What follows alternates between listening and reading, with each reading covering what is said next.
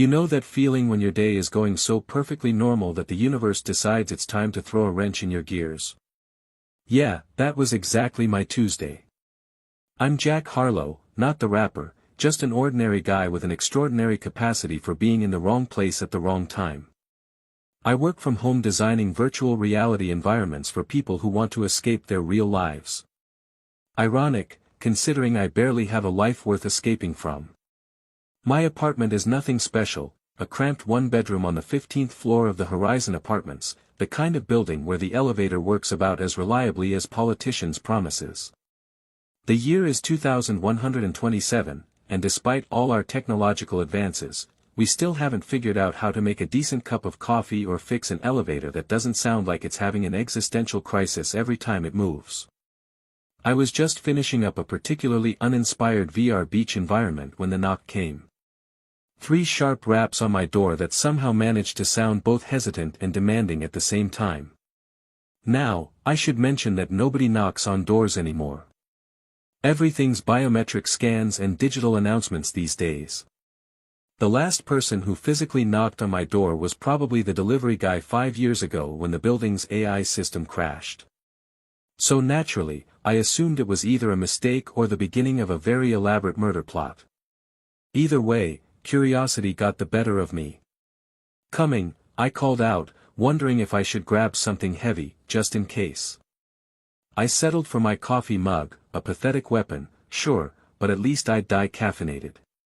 I peered through the peephole, an antique feature of the building that most residents had sealed up years ago.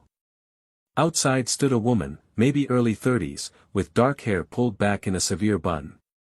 She wore a simple gray jumpsuit that looked like it came straight out of a retro sci-fi movie from the 2050s. Outdated, but not antique. "Can I help you?"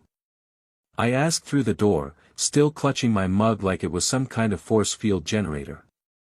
"Jack Harlow." Her voice was clear, precise, with a slight accent I couldn't place. "Depends who's asking. My name is Nora Vale. You don't know me, but I know you. Or rather, I know your great-grandmother." I blinked. My great-grandmother? Eleanor Harlow had died before I was born. Family legend had it that she was some kind of brilliant scientist who worked on the first human stasis projects, but my dad had always been vague about the details. "My great-grandmother's been dead for decades," I said. "Yes," the woman replied. "And I've been dead for a century. At least, that's what the records say. May I come in?" This isn't a conversation to have in a hallway. Against all better judgment and probably every rule in the "How Not to Get Murdered" handbook, I opened the door. Something about her eyes, sharp, intelligent, and somehow old despite her young face, made me curious enough to take the risk. Nora Vale stepped into my apartment like she owned the place, her gaze sweeping critically over my scattered belongings and the half-eaten breakfast still sitting on the counter. "Charming," she said, in a tone that suggested the exact opposite. "The Harlows always did have unique taste." "Sorry for not expecting visitors who've been dead for 100 years, I shot back. "The cleaning service doesn't come until Thursday." She smiled then, just a slight upturn of her lips. "You have her sense of humor. That's good. You'll need it. Look, Ms. Vale, as fascinating as this cryptic conversation is, I have work to do. So unless you're planning to explain why you're claiming to be a century-old corpse who knew my great-grandmother, I'm going to have to ask you to leave." Nora sat down on my couch without invitation, crossing her legs at the ankle. "I was born in 2022. In 2054, at the age of 32, I volunteered for Project Lazarus, the first human stasis experiment. Your great-grandmother, Dr. Eleanor Harlow, was the lead scientist. She told me it would be a 5-year sleep." She paused, her eyes boring into mine. "It wasn't." I set my coffee mug down before I dropped it. "Project Lazarus was a failure. All the volunteers died when the stasis pods malfunctioned. It's in the history books." "History books," Nora snorted. "Written by the winners, as always. The project didn't fail. It worked too well. They just couldn't wake us up on schedule. So what, you've been in stasis for 73 years and just woke up. And your first stop was my apartment? I'm flattered, but skeptical. Nora reached into her pocket and pulled out an antique data crystal, the kind museums keep behind glass cases. She placed it on my coffee table. This contains Eleanor's research notes. The real ones, not the censored garbage that got published. She didn't just create temporary stasis. She found a way to preserve human consciousness outside of time. Outside of time. That's impossible. I picked up the crystal, examining its faceted surface. It was cool to the touch, with a faint blue glow emanating from within. Says the man whose job is to create fake realities, Nora countered with a smirk. Look, I'm not a scientist. I can't explain the quantum mechanics of it all. What I know is that I went into that pod in 2054, and when I came out, it was 2127. To me, it felt like a single night's sleep. If this is true, why come to me? Why not go to the authorities or the scientific community? Nora's expression darkened. Because according to official records, I died on June 17, 2054. My body was cremated. My family mourned me. And the company that funded Project Lazarus, Chronos Industries, is still very much in business, with tentacles in every major government around the world. If they find out I'm awake, I'll disappear again, this time permanently. I sat down heavily in the chair opposite her. And my great-grandmother? What happened to her? Eleanor knew they were going to shut down the project and destroy the evidence. She managed to program a delayed awakening sequence for my pod and hide it away. She left instructions that I was to find her family when I woke up. Why would she do that? Nora leaned forward, her voice dropping to a near whisper. Because she discovered something while working on Project Lazarus. Something that scared her enough to fake my death and hide me away for decades. Something she couldn't trust anyone with except her own blood. I looked at the data crystal again. It seemed to pulse with a life of its own now, as if responding to our conversation. And what was that something? I don't know. She never told me. But she did say that when the time was right, her descendant would know what to do with the information. That's you, Jack. I design virtual beaches for people to relax on. I'm not exactly the hero type. Neither was I, Nora replied, a hint of vulnerability finally cracking through her composed exterior. I was a literature professor with a fear of flying and an unhealthy addiction to chocolate. I volunteered for Project Lazarus because I had stage 4 cancer and nothing to lose. Eleanor chose me because she said I had an honest face. Not exactly rigorous scientific criteria. For the first time, I noticed the faint scar behind her ear, partially hidden by her hair. The mark of early neural interface technology, crude by today's standards. So what happens now? I asked.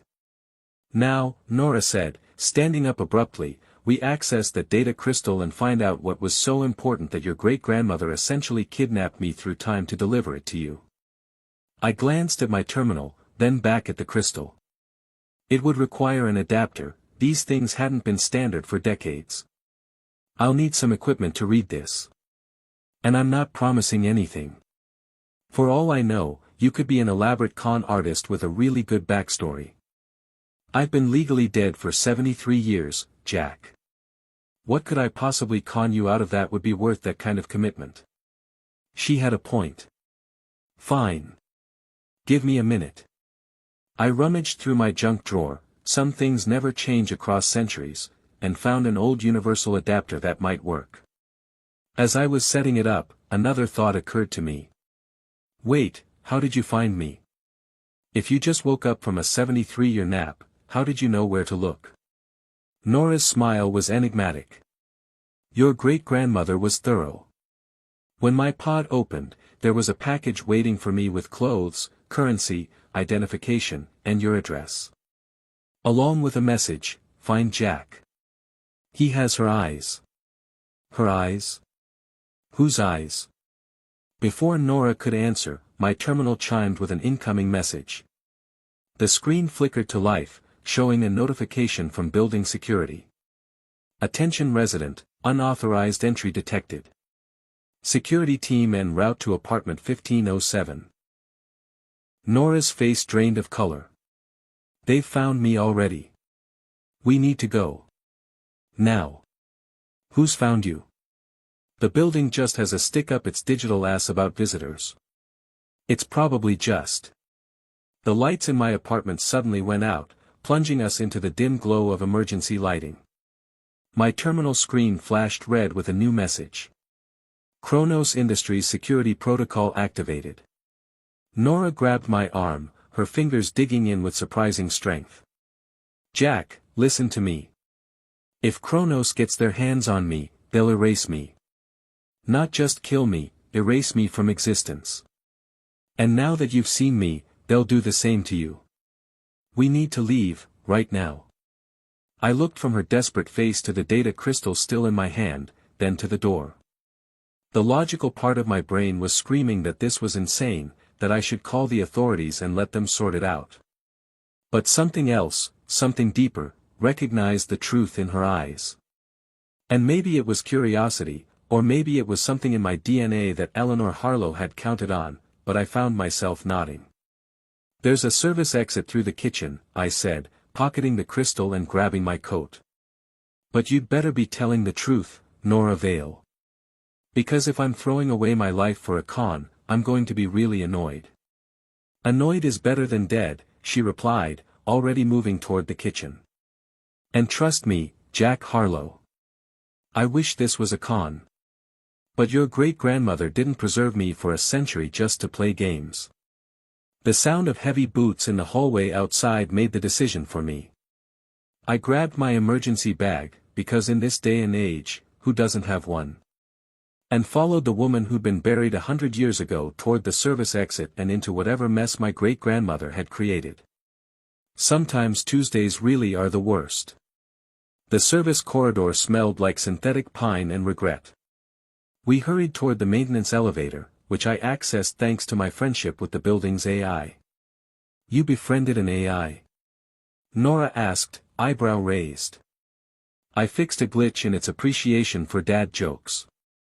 The elevator doors opened with a reluctant groan.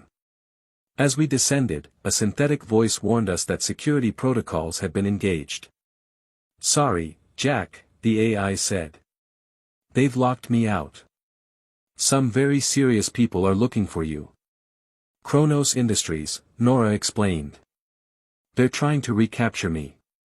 Chronos? The time manipulation people. You've stepped in it now, Jack. The AI got us to the parking level, where I led Nora to an ancient-looking motorcycle. This baby doesn't connect to the transit grid. No way to track it. A motorcycle. Nora didn't look impressed. When I went into stasis, those things were death traps. But right now, attention is better than capture. We sped through the city and arrived at a dingy building in the warehouse district. My friend Tegan lives here, I explained. She's a data archaeologist who can read that crystal. Tegan turned out to be a woman with multicolored hair and more tech implants than skin showing on her face. Her container home was a chaotic blend of ancient technology and cutting-edge equipment. I pulled out the data crystal. We need to read this. Early 2050s design. Gorgeous. Tegan moved to a workbench cluttered with adapters. But can I read it? Please. That's insulting. Moments later, a holoscreen flickered to life with my great-grandmother's message. What I discovered was never meant to be weaponized, Eleanor explained.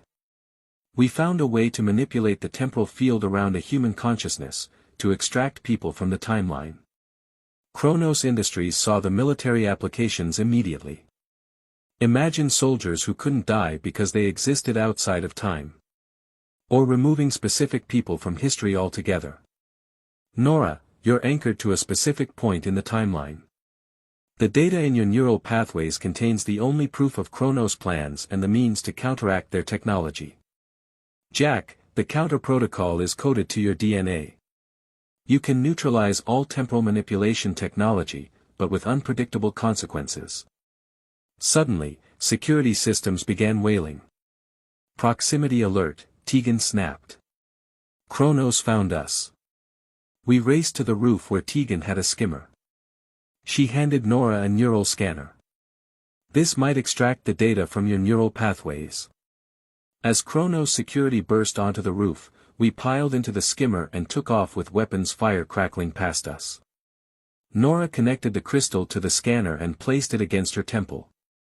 It's working, she gasped. But Jack, we need your DNA to activate the counter protocol. I pressed my thumb against a sharp edge, drawing blood, and smeared it across the scanner. A prompt appeared. Harlow DNA recognized. Initiate counter protocol. Yes/no. As an energy bolt struck our skimmer, I pressed yes. The scanner pulsed with blinding light. All around us, the city flickered. The pursuing skimmers veered off course, smoke pouring from their engines. Temporal reset, Nora explained. Eleanor's counter protocol is neutralizing all temporal manipulation technology. As we landed, Nora turned to me. Now we go public with the data. With their technology neutralized, Chronos can't silence us. You realize how crazy this sounds, right? Time manipulation. Some will think we're delusional, she agreed. But it only takes a few believers to start asking the right questions. I laughed. When I woke up this morning, my biggest plan was takeout and reality shows. Now I'm exposing a century-old conspiracy. Life comes at you fast, Nora said. Sometimes 100 years fast. So what now? I asked as the sun rose over the city. I think I'd like to try that virtual beach you were designing, she replied. I never learned to swim in my first life. As we laughed, I couldn't help but feel my great-grandmother watching with satisfaction.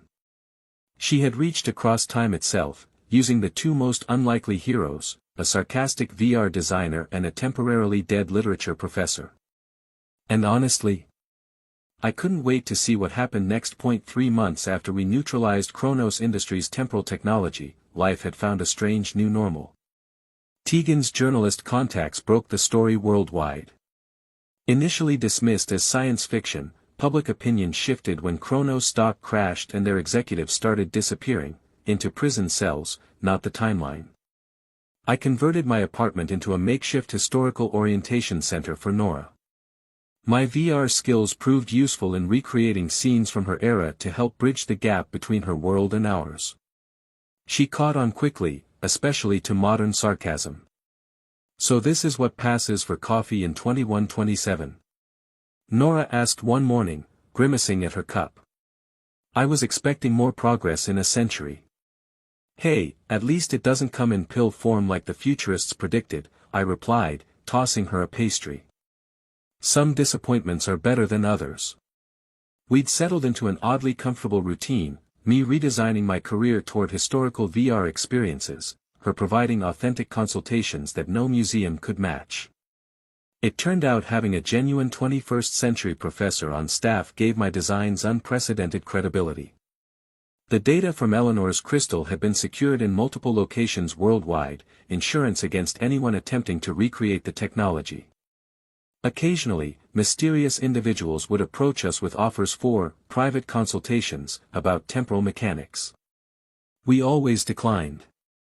Your great-grandmother would be impressed, Nora said, scrolling through news about the worldwide ban on temporal manipulation research. She risked everything on the chance that someone in her bloodline would make the right choice. Lucky for her, I was feeling particularly heroic that day, I quipped. Could have gone either way. Nora rolled her eyes. A real profile in courage. That evening, as we strolled through a park that hadn't existed in her time, Nora stopped suddenly. Jack, I never asked. Did you ever wonder why Eleanor specifically needed you? Why the DNA lock? I shrugged. Figured it was just good genetic security. I've been studying her notes more carefully. The temporal anchor doesn't just need any Harlow DNA. It specifically needed the DNA of someone born exactly 100 years after me. I felt a chill. That's oddly specific. What if this isn't the end of the story? Nora asked. What if it's just the beginning? Before I could answer, my communicator chimed. An anonymous message, containing only coordinates and a time. And below it, a signature I recognized from the crystal, Eleanor Harlow. Well, I said, showing Nora the screen, looks like we've got plans for tomorrow. She grinned. Time waits for no man. Or temporarily dead woman. Just another Tuesday in our new reality.